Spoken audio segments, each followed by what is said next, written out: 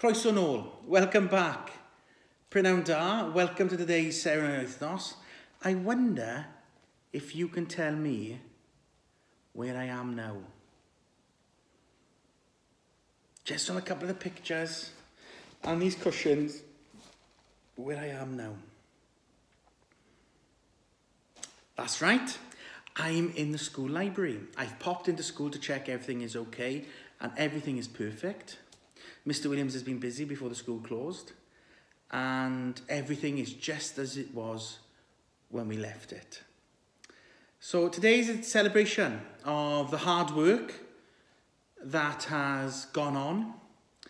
It's also a time when we celebrate birthdays. And today I'm going to do something a little bit different before we hear from Mrs. Stoneham. I am going to read you a story. And it's called 5 Minutes Peace by Jill Murphy. And it's a beautiful book. And I'm going to share with you now because I would imagine having 5 minutes peace at home at the moment is a little bit difficult.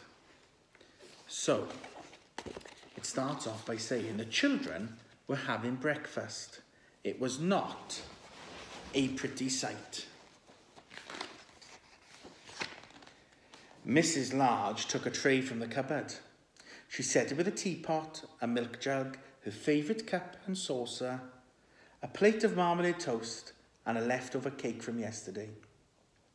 She stuffed the morning paper into her pocket and sneaked off towards the door.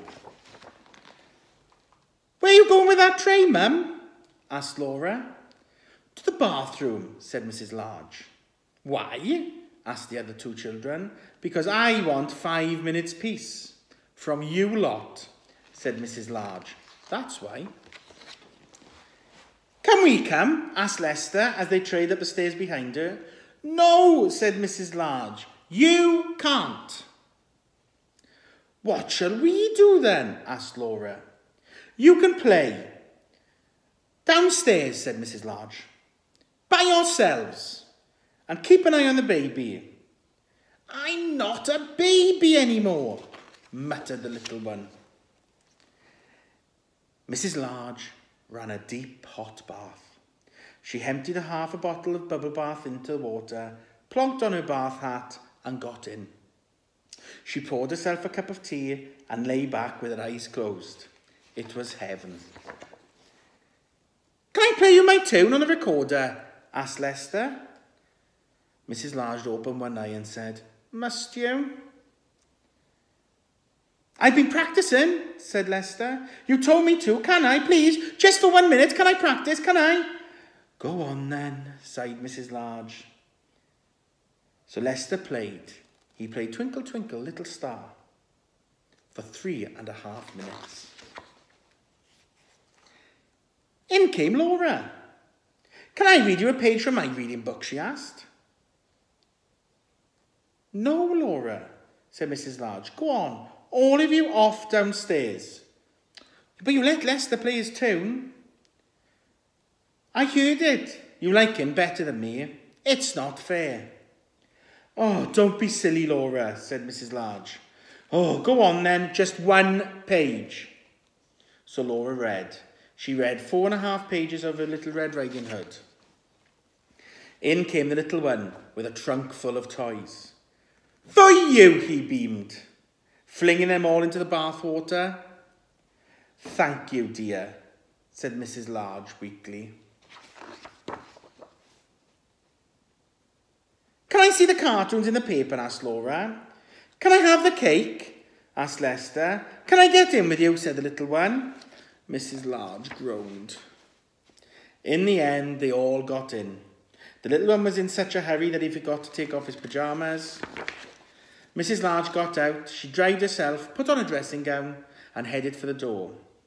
"Where are you going now, Mum?" asked Laura. "To the kitchen," said Mrs. Large. "Why?" asked Lester. "Because I want 5 minutes peace from you lot," said Mrs. Large. "That's why." And off she went downstairs, where she had 3 minutes and 45 seconds of peace before they all came to join her. And now I picked that book because I would imagine that is probably like every house in our school at the moment, where mums and dads are trying to work from home. You boys and girls are asking them for this and asking them for that. And I think we just need to remember that we're all doing a fantastic job. That our mums and dads do need a little bit of time out, a little bit of quiet time, a little bit of them time. Even if that's having a soak in the bath, a sit in the garden listening to some music, or just having a cup of tea and a nice chocolate biscuit. Because the most important thing about everything that we are doing is that we all stay safe, that we all stay well, and we all stay healthy. And I've got to say, parents, you are doing a tremendous job. Don't beat yourself up if they don't want to do maths, or they won't do their writing the way you want them, or they won't work for half an hour more. As long as they are doing little bits and often, we will sort the rest out when we come back to school. Your main job at the moment is to make sure that they are happy and healthy. And I must say you're doing a fantastic job of that in these unprecedented and difficult times. Now, I'm having peace here in school, but I don't like it. It's not the same, hasn't got the buzz of busy children working. So boys and girls, just remember that with your mums and dads. If they do want 5 minutes peace, listen to them. And remember to keep them rooms tidy and doing everything mums and dads ask of us to make it easier in the house. We're now going to pass over to Mrs. Stoneham, who's going to play today's song. Diolch, Mrs. Stoneham.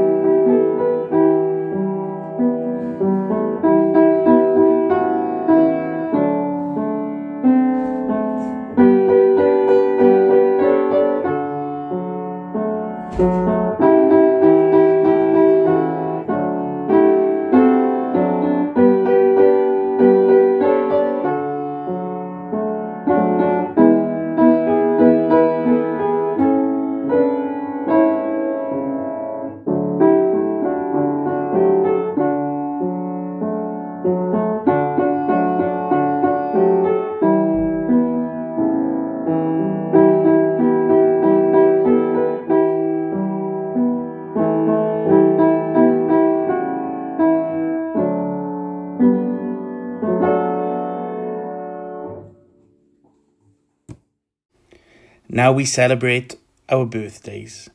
And these are the people who've celebrated a birthday since the last assembly.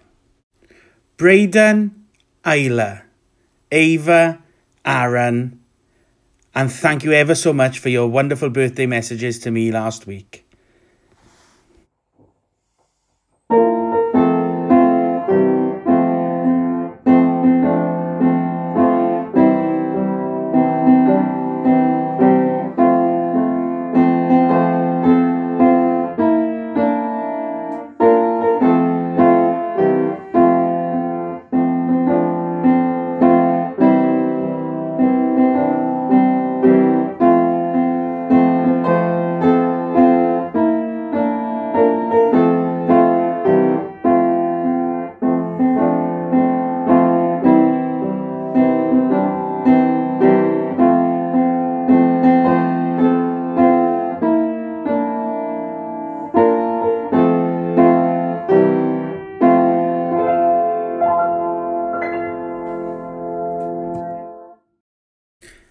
Now we move to our Senna wythnos.